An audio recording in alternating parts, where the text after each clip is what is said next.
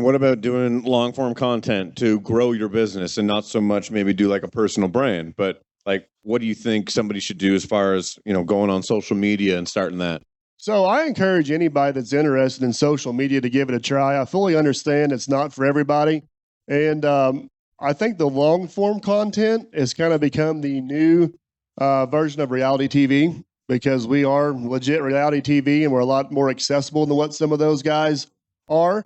But some guys like the short term content too. But even if your stuff don't blow up and you don't get the brand deals and you don't get all this stuff, there's still a lot of benefits.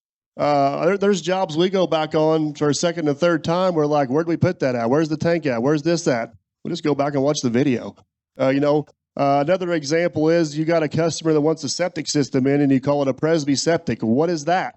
Shoot them a video over. You can use it to educate your customers as much as you can anybody. And the long form content is a great advertising tool, even if it's just pinpointed towards one person. What would you tell them about starting out and doing like short form content and going on Instagram and showcasing a job or showing photos and starting to do that sort of stuff? Yeah, so exposure is king, right? So any way you can get exposure is great. And the one thing about some of these platforms, it's hard to control who sees it. So if you're trying to get business in your local market, you need to maybe choose the platform that's appropriate for that. Usually Facebook is best for that. But anytime you can get stuff out there, them short-term or short format videos, I use them as an educational tool too, because we get in our own little world and we do stuff a certain way. Then you get some guy across the country doing it a different way, and you're like, why didn't I think of that?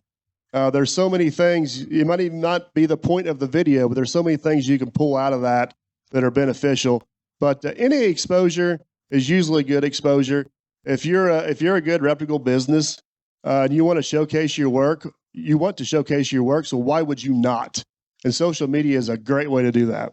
Do you ever find it hard because you kind of branded and labeled yourself as Dirt Perfect and your business is a different business name? And I was talking this morning on a panel and I was talking about how I struggle with because I did Ken White Construction, but now I have, a different business. I have other businesses that I've been, growing and buying. I want to showcase those. So it doesn't feel right to just show that on Ken White Construction. I'm not on site every day like I used to be because the business has kind of outgrown me doing that. And I struggle with that a lot. And so, we were talking about this morning, it's like personal versus business. Do you ever struggle with that? Or in your head, this is Dirt Perfect content and that's what I'm doing? Yeah, no, the lines have definitely got blurred a little bit. The actual name of my business is Simon's Concrete and Excavating. We call it Simon C&E for short. And that's what all the locals pretty much know it as. I went off and branded it as Dirt Perfect because I thought this social media was basically going to be a completely separate business, and I didn't know how much they were going to go back and forth. The reality is, times went on, the customers think it's cool to get an invoice from Dirt Perfect now instead of Simon's Concrete and Excavating. They've kind of morphed together into one. But I think I was never doing social media to promote the business. It was more to just kind of as a fun thing, and that's why I wanted to keep it separate.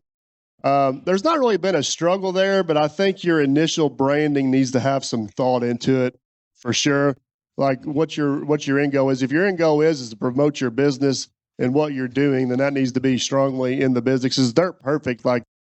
It's just kind of a generic name. It was supposed to be Dozer Dad, and I wanted it to be Dirtball TV, and the wife knocked that down, so it ended up being Dirt Perfect. How did you come up with Dirt Perfect? What's the reason there?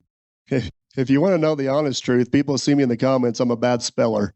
So it was Dozer Dad, and then it was Dirtball TV, and then I changed it to Dirt Perfect, and I spelt it wrong, and I changed it again. And YouTube will only let you change it 3 times in, is it 3 months?